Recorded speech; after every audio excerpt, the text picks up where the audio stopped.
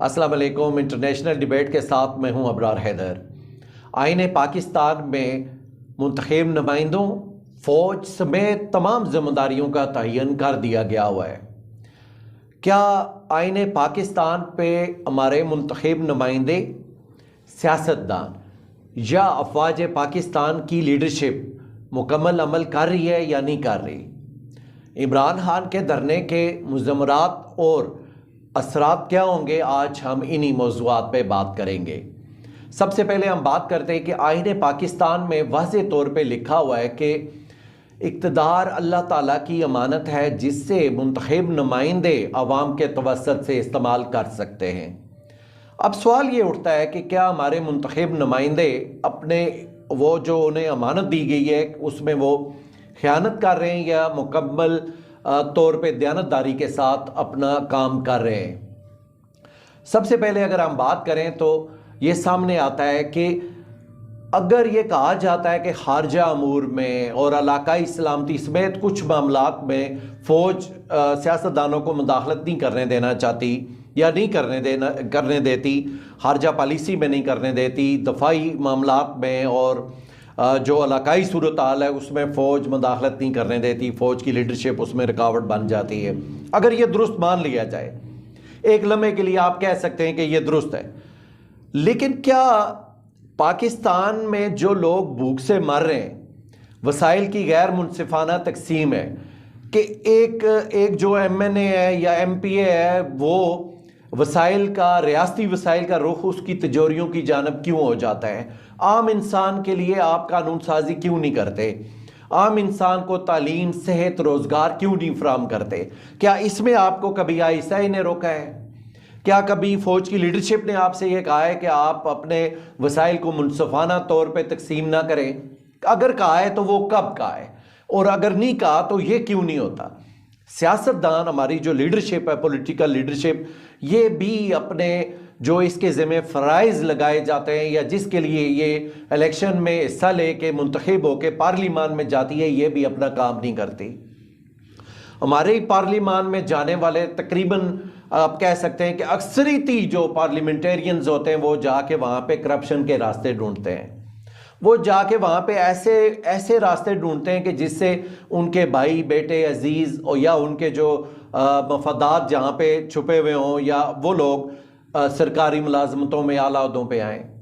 वो अपनी बरादरियों की बात करते हैं, वो अपने कबाइल की बात करते हैं, वो आवाम की, आम आदमी की बात नहीं करते। इस वजह से पार्लिमान कमज़ोर होती है। जो आपके ज़िम्मे काम लगा हुआ है आप वो नहीं करते। पार्लिमान जब कमज़ोर होती है तो गैर जमहूरी कुव्वतों को मौका मिलता है। जब आप करप्शन करते हैं तो सबको पता होता है आप करप्शन कर रहे हैं, अदारों को भी पता होता है, फिर वो आपके खिलाफ इस्तेमाल होती है। ये एक चूहे बिल्ली का खेल है पाकिस्तान में, और पाकिस्तान की पॉलिटिकल लीडरशिप इस मुल्क को ठीक करना ही नहीं चाह रही। वसाइल की मुनसिफाना तकसीम की बात जब की जाए तो इन्हें सांप सूंघ जाता है, परेशान हो जाते हैं ये सुन के ही कि वसाइल आम आदमी तक पहुंचाए जाएं। ये चीज़ें जब आप अपना काम नहीं करते तो फौज, जिसका हलफ होता है, आर्मी की लीडरशिप का हलफ होता है कि उनका सियासी मामलात से कुछ लेना देना नहीं है, लेकिन आप फिर उनको इन्वॉल्व करते हैं। आप फिर उनको पार्लिमान के मामलात में, दीगर इशूज़ में खुद लेके आते हैं। IMF के पास भी आप कहते हैं कि फ़ौज ही जाए, फ़ौज की लीडरशिप जाए। आप दुनिया में जो दोस्त ममालिक हैं उनके पास भी जब चीज़ें ख़राब हो जाती हैं तो ठीक करने के लिए आपको chief of the army staff की ज़रूरत पड़ती है। अदम एतमाद है दुनिया का, कौम का, अपनी पॉलिटिकल लीडरशिप पे अदम एतमाद हो चुका हुआ है, और ये अदम एतमाद गैर जमहूरी कुव्वतों का रास्ता खोलता है। पाकिस्तान के मसाइल का हल सिर्फ ये है कि हर इदारा उस आइन के मुताबिक जो लिखा गया हुआ है उसके मुताबिक अगर एक्ट करे, उसके मुताबिक चले तो पाकिस्तान के मसाइल ख़त्म हो सकते हैं। और ये बिल्कुल ज़रूरी है पाकिस्तान के मुस्तकबिल के लिए, पाकिस्तान की बका फलाह के लिए, कि ISI में जो पॉलिटिकल विंग है उसकी सरगर्मियाँ बिल्कुल महदूद करके, अगर वो ख़त्म हो सकता है तो ख़त्म कर दिया जाए, अगर ख़त्म नहीं कर सकता तो उसकी सरगर्मियाँ बिल्कुल महदूद करके नया विंग ISI में बनाया जाए जो एंटी करप्शन हो, जो करप्शन चाहे फ़ौज के अंदर हो या सियासतदान करें या ब्यूरोक्रेट्स करें या सनतकार करें, ताजर करें, कोई भी जजेस करें, कोई भी तबका फिक्र अगर करप्शन की जानिब जा रहा है तो वो करप्शन रोकने के लिए एक सेल की ज़रूरत है। ये इस मुल्क की बका के लिए ज़रूरी है कि यहाँ पे करप्शन को ख़त्म किया जाए। वो करप्शन किसी भी सतह पे किसी भी जगह पे हो, उसके लिए मेहनत करें। जब इस मुल्क में करप्शन ख़त्म हो जाएगी, जब दो नंबरी ख़त्म हो जाएगी, जब ये पॉलिटिकल लोग या दीगर लोग जो मिल मिला के ये सारी चीज़ें मिल मिला के चीज़ों को ख़राब करते हैं, लोगों का एतमाद अदारों से ख़त्म हो जाता है, वो सारी चीज़ें ख़त्म हो जाएंगी अगर करप्शन ख़त्म हो जाएगी। मुल्क की आर्मी की लीडरशिप के लिए ये नागज़ीर है कि वो ऐसा एहतमाम करे कि कभी अफवाज पाकिस्तान की जानिब उंगली ना उठे। कभी ये ना हो कि पाकिस्तान की लीडरशिप अरबों रुपए लूट के यहाँ से तो बैरून मुल्क शिफ्ट कर दे। ये चीज़ें रोकें। इन चीज़ों के रोकने में पाकिस्तान की बका है। लेकिन आलमी सतह पे ये एक ट्रेंड चल रहा है, या गुज़श्ता 70 साल से अगर हम देखें तो ये एक बिल्कुल वाज़ेह नज़र आता है कि जो आलमी इदारे, आलमी कुव्वतें, अमेरिका समेत तमाम मुल्क जो बालादस्त हैं, वो सारे ये चाहते हैं कि पाकिस्तान में करप्शन को फ़रोग़ हासिल हो, पाकिस्तान में करप्शन बढ़ती रहे। IMF बहुत सारी शराइत लगाता है लेकिन कभी ये नहीं कहता कि करप्शन ना करिएगा, कभी ये नहीं कहता कि हमारे पैसे महफूज तरीके से इस्तेमाल हो रहे हैं या नहीं हो रहे। ये दुनिया ये चाहती है कि पाकिस्तान एक ऐसी रियासत बने जो करप्शन ज़्यादा हो, जो वेंटिलेटर पे मौजूद रहे, हर वक्त उसे ऑक्सीजन दे के हम जिंदा करें और ऑक्सीजन हटाएं तो वो मरने के करीब पहुंच जाए। ये आलमी एजेंडा है। इस आलमी एजेंडे के खिलाफ खड़ा होना पाकिस्तान आर्मी की लीडरशिप के लिए इंतहाई नागज़ीर है। चूँकि सियासतदान करप्शन के बगैर जिंदा रहना ही नहीं चाहते, उनकी जो रगों में नसों में वो करप्शन समा गई हुई है। अब इसको कौन ख़त्म करेगा? अगर आप पॉलिटिकल इंजीनियरिंग में इन्वॉल्व हो जाते हैं, चाहे दिल चाहे या ना चाहे आपको आना पड़ता है, तो उससे कहीं ज़्यादा बेहतर है कि आप आर्मी की लीडरशिप ISI में एक ऐसा विंग कायम करे जो एंटी करप्शन पे बात करे, जो करप्शन को बिल्कुल ख़त्म करे इस मुल्क से। अगर ये मुल्क बचाना है, इसको आगे बढ़ाना है, तो करप्शन ख़त्म करना होगी। वरना जो आर्मी की लीडरशिप है, जो पॉलिटिकल लीडरशिप है, ब्यूरोक्रेसी की जो लीडरशिप है, जो दीगर अदारे, हर जगह पे इल्ज़ाम उठ जाता है, उंगलियां उठ जाती हैं कि ये लोग करप्शन में खुद इन्वॉल्व हैं, इसलिए ये मुल्क आगे नहीं बढ़ रहा। इस मुल्क से हमदर्दी करें, करप्शन को ख़त्म करें। इमरान खान का जो रावलपिंडी में धरना होने जा रहा है, इस धरने में क्या होगा, इसके मुज़म्मरात क्या होंगे और इसके असरात पाकिस्तान की सियासत पे क्या होंगे, ये सबसे अहम सवाल है। आखिर ऐसा क्यों किया जा रहा है कि तमाम रियासती अदारे एक शख्स के खिलाफ खड़े हैं? ये पूरी दुनिया में नहीं होता, लेकिन यहाँ पाकिस्तान में चूँकि हमेशा अनहोनियाँ ही होती हैं तो ये भी अनहोनी हो रही है।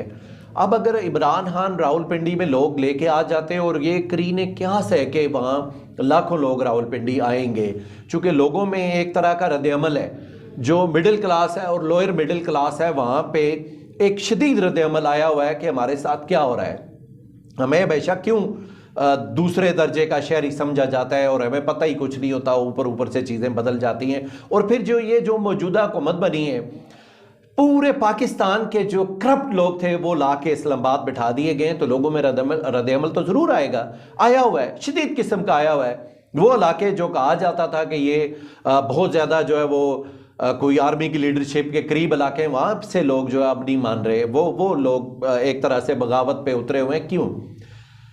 IMF ने क्या कहा है, ये हमारा मेन स्ट्रीम मीडिया नहीं बता रहा। वो कह रहा है मिनी बजट लाओ और ये चीज़ें बढ़ाओ वरना आपको हम पैसे नहीं देंगे। क्या ये मीडिया बता रहा है? बिल्कुल नहीं बता रहा। और इस वक्त जो आपको ख़तरात हैं वो 65% से ऊपर हो चुके हुए हैं कि आप डिफ़ॉल्ट कर जाएंगे, आप कर्ज़े वापस नहीं कर सकेंगे। मेन स्ट्रीम मीडिया नहीं बता रहा।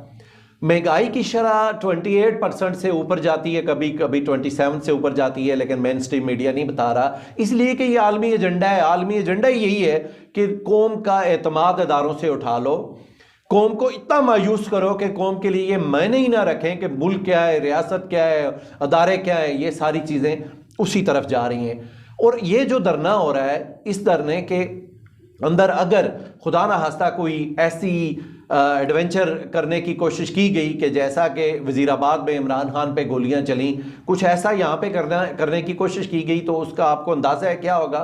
कौम तकसीम हो जाएगी, वो लीडरशिप ख़त्म हो जाएगी कि जो लीडरशिप इस वक्त पूरे मुल्क को एक लड़ी में परो रही है। इमरान खान को बचाना इस वक्त सबसे ज़्यादा अहम जिम्मेदारी पाकिस्तान आर्मी की लीडरशिप की है।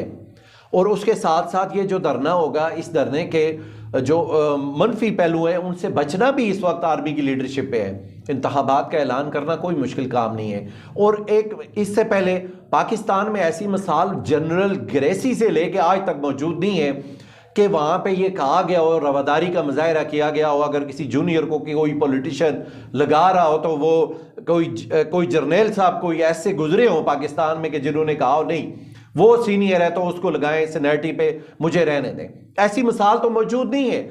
जब भी जूनियर्स को लगाया जाता है तो वो खुशी से आके बैठ जाते हैं वहाँ पे, लेकिन कभी सीनियरिटी की बात हो जाए, कभी आर्मी की लीडरशिप ये फैसला कर ले कि हमने सीनियरिटी पे चलना है, वो कॉन्टेक्स्ट डेवलप करके आगे नहीं बढ़ना, तो ये इस मुल्क के लिए बेहद ज़रूरी है। लेकिन ऐसे इम्कानात नहीं है अभी भी ये कोई मुश्किल बात नहीं है। पूरी दुनिया में किसी को नहीं पता होता कि वहाँ chief of the army staff कौन है। यहाँ पे एक बिल्कुल एजान में मुब्तला कर दी जाती है कौम। अभी भी अगर आप मेरिट पे चले जाएं, अच्छे तरीके से एक तकर्री है कर लें, अच्छे तरीके से कर लें और मुल्क को आगे बढ़ाने के लिए आप इंतखाबात की तरफ चले जाएं तो कोई बुरी बात नहीं है। वैसे भी 2023 के अगस्त में इलेक्शन होने, कोई फर्क नहीं पड़ने वाला। 2023 के अगर कोई बंदा ये सोच रहा है कि 23 में जाके वो मजबूत हो जाएगा या ये जो पीडीएम बैठी हुई है इलेक्शन जीत जाएगी, 23 में ये मिलेंगे ही नहीं। 23 में जाके अगस्त में ये मिलेंगे ही नहीं, क्योंकि लोग इनके खिलाफ इतना अपने वो भरे हुए बैठे हैं गुस्से में कि वो ब्लास्ट हो जाएंगे। लोग इनको तो चलने नहीं देंगे लोग और आगे ले जाके। ये सब फजूल कहानी है। मुल्क को जान में मुब्तला करके रखना, एक शख्स को निकालने के लिए तमाम रियासती इदारों को लगा देना, ये इस कौम के साथ, इस मुल्क के साथ शदीद ज़्यादती नाइंसाफ़ी है। इससे निकलें, मुल्क को ट्रैक पे लाएं, सारी चीज़ों को दुरुस्त करने की कोशिश करें, ना कि चीज़ों को ख़राब करें। और इस मुल्क की बका के लिए सोचें, अपनी ज़ातों अपनी अना के लिए ना सोचें, मुल्क को सोचें, कौम को सोचें। अपना बहुत ख्याल रखिएगा। अल्लाह हाफिज़।